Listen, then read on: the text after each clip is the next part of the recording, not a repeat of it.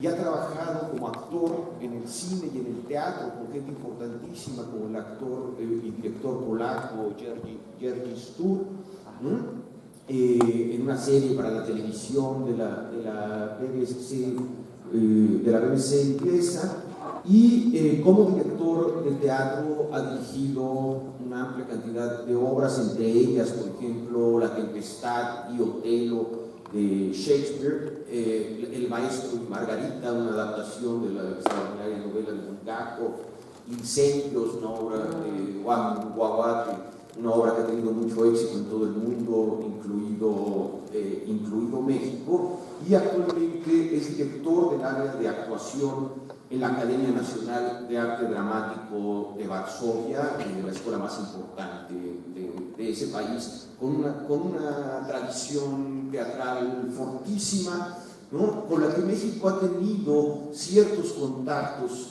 cierta relación, pero muchas veces a través de sus excentricidades, ¿no? Platicábamos el doctor Razniak y un servidor un poco antes de entrar aquí sobre la influencia que tuvo el teatro de Jerzy Grotowski durante los años 70. En México estuvo en la Olimpiada Cultural del 68 y causó un furor, ¿no? Como decía Ludwig Margules, de ahí surgieron muchos Grotowskitos, ¿no? O el gran impacto que causaron las visitas de Tadeusz Kantor en los años 80, finales de los 70, principios de los años 80. Pero más lejano ha estado, digamos, la tradición medular de la puesta en escena polaca, que es sin duda una de las más grandes del mundo, y de la dramaturgia polaca, que es una de las más grandes del mundo. Y a mí me parece sumamente interesante el título de su ponencia hoy. Vamos a escucharlo, porque personalmente yo tuve la oportunidad de estar en Polonia, en Varsovia, en el año de 1992, es decir, 3 años después de la caída del muro de Berlín, un año después de la desintegración de la Unión Soviética. Y tuve la oportunidad, en ese contexto de un congreso internacional de críticos de teatro, de ver una selección de 10 o 15 obras polacas de ese momento. Y mi impresión en aquel entonces es que el teatro polaco estaba un poco perdido. Yo veía obras que intentaban, con el cambio de los tiempos, montarse, digamos, en la nueva ola capitalista, haciendo comedias comerciales, ¿no?, que no tenían nada que ver con la tradición polaca, o intentando meterse de lleno en la tecnología que tenía 50 años de retraso en relación a la parte occidental de Europa. Incluso un crítico francés muy respetado, Georges Banoux, publicó un par de años después una revista en Bélgica, cuyo título del número especial de la revista se llamaba El Este desorientado. Es decir, cómo todos los países que vivieron bajo la cortina de hierro, o tras la cortina de hierro, sus teatros perdieron el norte en ese momento de cambio social brutal, de cambio social abrupto, y cómo tratando de integrarse a esa nueva situación social, de alguna manera perdieron su eje y su columna, que era su tradición teatral. Por lo que hemos visto después, de entonces para acá, tanto en Polonia como en otros países del este, lo que hicieron fue volver justamente a esa tradición. Entonces me parece muy interesante que el tema de hoy sea precisamente, que va a tratar el doctor Razniak, cómo los directores contemporáneos siguen recurriendo a su tradición teatral, en este caso a dos de los más grandes poetas románticos polacos. Y muy interesante, en el otro lado, digamos, del título de la conferencia, el izquierdismo, la crítica que hoy se hace desde el teatro, una vez pasado el entusiasmo de ese cambio de vida. Entonces los dejo con el doctor Waldemar Razniak y al final haremos una conversación con todos ustedes. Thank you so much. First of all, I would like to thank you for hosting all of us here in Mexico. I feel that some of us have a great feeling that it's the moment of their lives being here right now with you in this fabulous country. That's why we really appreciate that we could come here and be here with you today. I will start in a moment, but I really got interested with what Professor Obregon has said about 1985, 89, and the fall of communism. I suppose that Professor Obregon might be completely right about the problems that we might have at that time in Polish theatre. Nonetheless, 2 weeks ago I read a very interesting interview with the English acclaimed director called Katie Mitchell, who was actually at that time also in Poland, and she felt that the changes, the political changes that were on the streets at that time were so inspiring that she feels that it might have been the most inspiring time of her life, being there on the streets, not in the theatre. That's why maybe this was the time when the theatre, when the streets were more interesting to observe at that time. Okay, so I'll start with today's lecture or speech. Ladies and gentlemen, various coincidences happen to us in life, and this is the one, I mean the second chance that I can see Mexico. The first time it happened thanks to a courtesy of Master Lech Helwig-Górzyński, who hosted me here for 2 weeks and talked a lot about this country and about the people who live here. He introduced me to a wonderful person, Elżbieta Chrzanowska, a great documentary director which, thanks to her films, becomes slowly an ambassador of Mexican culture in Poland. Activity of Master Lech aimed to build a bridge between such distant countries like Poland and Mexico. He dedicated most of his life to it. I am glad that I can contribute with today's lecture to his ambitions and ideas. I am not a theatre historian, nor a theorist. I am sometimes an actor, primarily a director. I teach acting. Rarely I speak English. I am saying this not only because I would like to highlight the role of coincidence in today's event.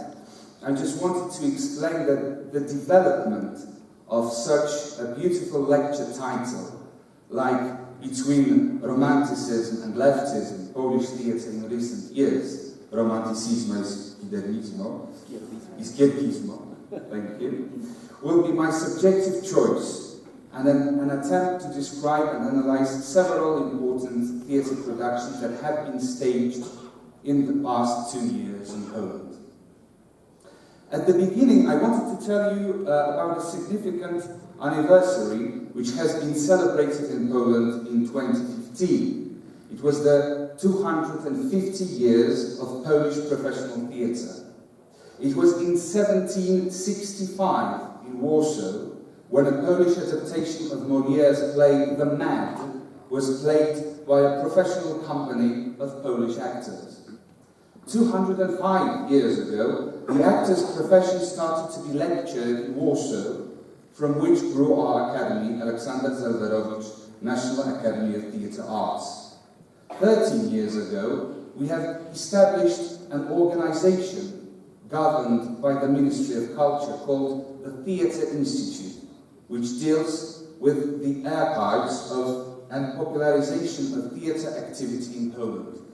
Among other things, due to these anniversaries, the Institute began to subsidize and thus encouraged 58 public theatres in Poland to stage Polish classical dramas. Most of these companies are publicly funded and are not only venues, but companies of actors. What are these classical dramas?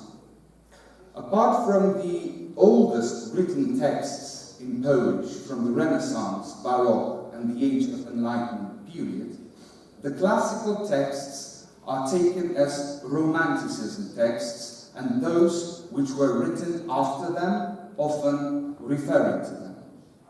Why the Romanticism texts are so important?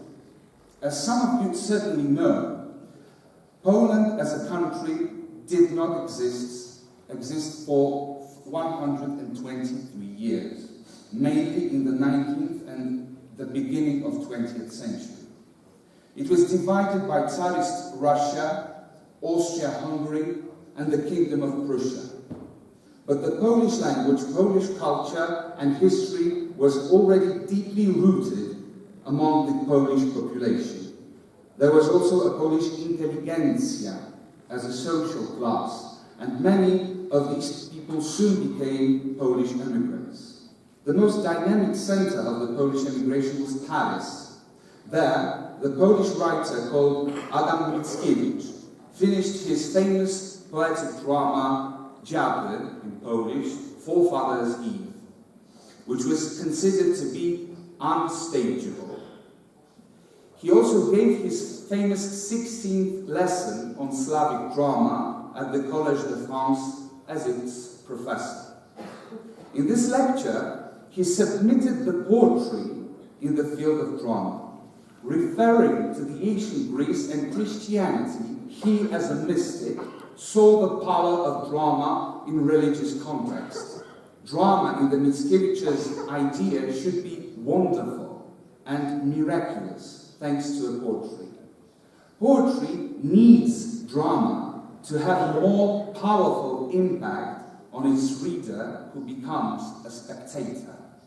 Also, other Polish Romanticism poets wrote poetical dramas, mostly because they got fascinated by the mechanics of 19th century French theatre and its staging capabilities. Interestingly, the strength of their poetry surpassed the imagination of contemporary theatre artists. It was only in Polish modernism, called the Young Poland, some 80 years later, the first stage production of the Forefathers' Eve was produced.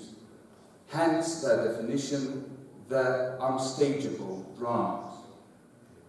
The problems with staging Polish Romanticism dramas occurred mainly due to their length. Full Forefathers' Eve needs, as Goethe's Faust, about 2 days to play. Often, written stage directions, the blocking, are also the lines of poetry. These remarks often could not be easily put on the stage because of their technical difficulties. Some characters are flying, disappearing into the mist, transforming into other shape. Whole carriages with horses are coming from the heavens. A separate issue is the musicality, the rhythm of poetic lines. It requires the actors and theatre directors to be extremely musical. The last issue is related to the content of these dramas, which also make them unstageable. They glorify Polish culture, tradition, history, so they could easily lead to a patriotic manifestation. Our invaders reluctantly agreed to attempts of staging them, and Polish affairs abroad were not the topic of the day. Hence, the presence of these dramas on the stage became connected with the important historical moments of our country, when the fate of our statehood was threatened just before regaining independence in 1918, during the communist period, and today. In 2015, 2016, 3 important theatre productions of Forefathers' Eve appeared. There was also an important production of our romantic poet's Juliusz Słowacki drama called The Cordial. Now, I would like you to present several pictures that I have from these productions. First of all, the Forefathers' Eve by Radek Rykci, which was staged at Nowy Theatre in Poznań. On the following photograph, you can see a wizard. This is the character, the male character on the photo. It is the key character for the first part of the Forefathers' Eve. In the drama, Lithuanian peasants are summoning the ghosts to ensure them the access to heaven. First ones, ghosts of two children, these are these ghosts, cannot get there because they had never suffered. As you can see, the wizard looked like the Joker, or Jack Nicholson out of the Batman movie, directed by Tim Burton. Two girls' characters are taken from Kubrick's The Shining. The whole show expressly refers to the icons of American popular culture. The suffering Poles, due to Russian invasion, are depicted as Afro-Americans demanding their rights, including the main character of the drama, Gustav Konrad. You can see him more like a grass-smoking elder hippie than a romantic-era hero. Ball at the Russian senator's house, the moment of the play when the fate of imprisoned Polish revolting studies is to be decided, was staged as a Ku Klux Klan court. Their suffering and rebel ambitions are represented by a Negro song and a Martin Luther King speech that can be heard from the speakers. The show was highly controversial. Many believe that the interpretation of drama by Rykci had nothing to do with Mickiewicz's Forefathers' Eve. His directing abilities and eccentricity, however, were so appreciated that Radek became one of the most acclaimed Polish directors. These are the following pictures from this production. You can see one of the ghosts being dressed as Marilyn Monroe. You can see shortly after the most important monologue of this performance, the main character, Gustav Konrad, as a demonstration, drinks a bottle of Coca-Cola. So this is one of the most famous productions that were made in 2015 in Poland. Now the second one. The corriente, which seems to be more traditional in a way.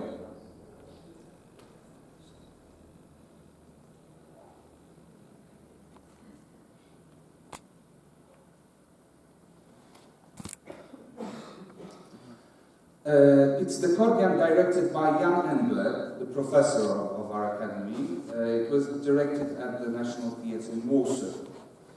Corriente is Juliusz Słowacki's drama, which follows the life of a 15-year-old young man, a landowner, who leaves Poland ruled by the invaders and travels to Europe for education and adventure. Soon he finds himself full of patriotic feelings and willingness to encourage the great people in Europe to help his nation, including the Pope. This is the Pope. Unable to cope with the indifference of European elites, he climbs up to the top of Mont Blanc. I will find it. Oh, here it is. Mont Blanc Mountain. In a long poetic monologue, he is going through a metamorphosis. On the photo, you can see this moment as a jump from the edge.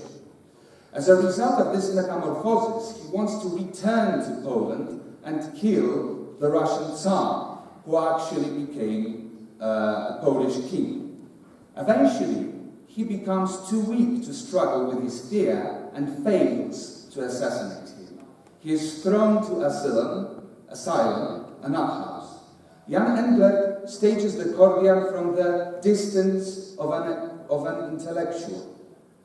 Different characters, the narrators, you can see them on the left, calmly and cynically comment on the events depicted in the depths of a portal stage, which remind a cabaret. Lots of heroes in historical costumes hang out in the emotional outburst and chaos. The show leads to a general question: what about this Poland, which is extremely on time with recent parliamentary elections? The actual elections in Poland reveal serious rifts in our society and the lack of dialogue on the values and views represented by different social groups. A good example of this diagnosis is a drama scene attached to a play where our historic leaders, including Lech Wałęsa, this is the moment, unsuccessfully tried to cram with famous quotations from their speeches into one microphone. The performance, in its solutions, refers to many previous productions of the play. Therefore, the show is being criticized for its inconsistency or staging megalomania. Anyway, the Kordian by Jan Engler remains one of the most important performances of Polish theatre in recent years. As you might see from these photos also, the whole ensemble of the National Theatre, I suppose it was about 45 actors, were playing on this in this particular show, and it's being extremely popular now in Warsaw. You can see also that Jan Engler staged some traditional Polish rituals. For example, in this, I think that in this concern we might be close.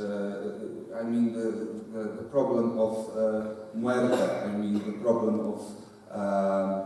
of celebrating people who have just passed away. You can see the coffin with the Polish flag underneath, and upstairs you can see the elites, which are just celebrating, not seeing the death of a very important person underneath. Both of these productions discuss with the traditional interpretation of the drama and its known staging strategies. Both refer to some of the social problems today. Immigrants from Syria problem. Immigrants are not appreciated by the new Polish government. Another problem, the problem that one party gained full authority in Poland for the first time since 26 years.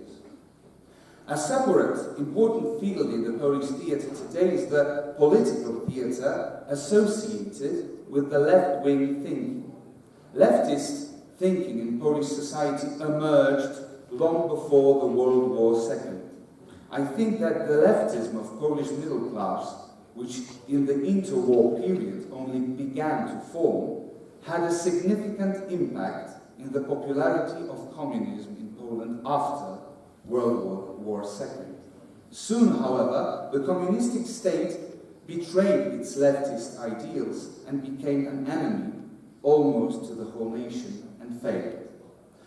A breakthrough in Polish humanities in recent years is a brilliant analysis of the Polish society written by Professor Andrzej Leder, titled The Revolution That Was Slept Away. He stresses there that 50% of the Polish middle class in the interwar period were Jews, who were afterwards murdered by the Nazis. The effort of our society in the second half of the 20th century is aimed to create a new identity of our middle class, other than its peasant roots. It is hard to understand that Polish bourgeoisie was the absolute minority. Up to 1945, 70% of the nations were peasants, 13% industry workers, only 17% the middle class and the landowners. The word bourgeois became discredited by the socialists. To this day, adjective bourgeois or renowned citizen in Poland is associated with something pretentious and not with the relevant middle-class features such as reliability, punctuality, and accuracy. The new identity of a growing middle class after 1989 began to refer to the aggressive consumption. One is more valuable who can earn more and have more. Dangers of this attitude worry the conservatives. This seems to be the main cause of the political changes in Poland today. But the question arises, what the conservatives have to offer? A return to Christian values, xenophobia, critical positions towards other countries, political and economic ideas, stubborn seeking for our country's own way, exposure of national symbols. Will it lead us somewhere? We don't know. Criticism of consumerism, however, is not only the work of religious extremists, but also a left-wing thinkers such as Paweł Wodziński, who staged recently John Steinbeck's The Grapes of Wrath in Bydgoszcz, Polish theatre. It's a very fresh the premiere production, well, the premiere show was a month ago, and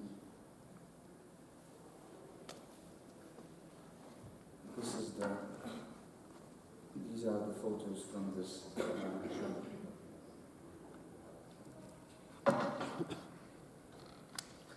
In the following photos, you can see almost hyper-realistic theatre production of this famous novel. In 3-hour performance, Paweł Wodziński struggles to present the whole story of the book.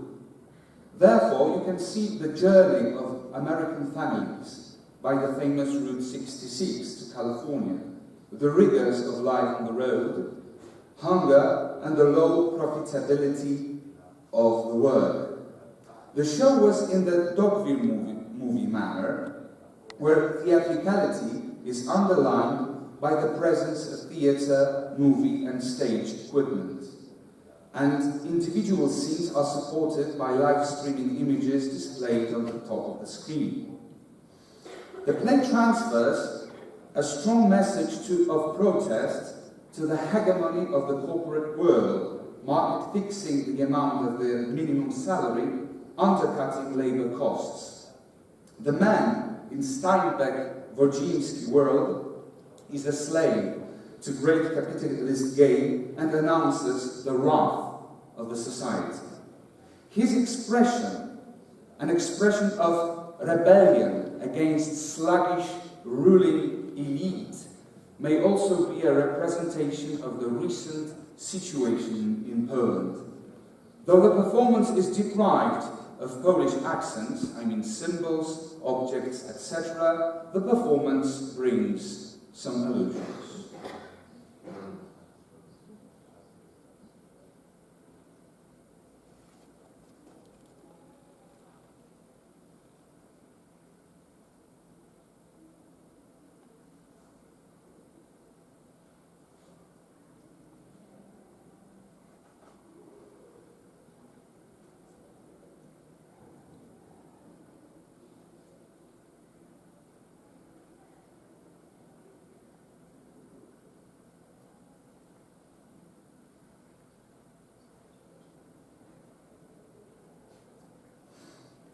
Okay.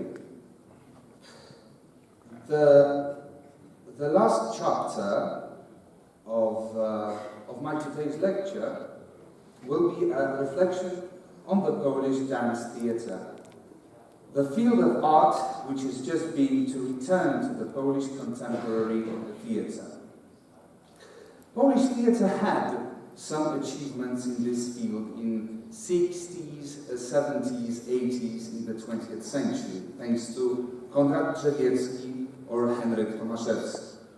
For some time, however, dance theatre went down to off productions, and finally is beginning to come out, partly due to the impact of contemporary artists from Germany, Belgium, Netherlands and France, partly due to our young artists who, after gaining education in Western Europe, return home, such as the graduate of Laban Center in London, our choreographer Livia Barber.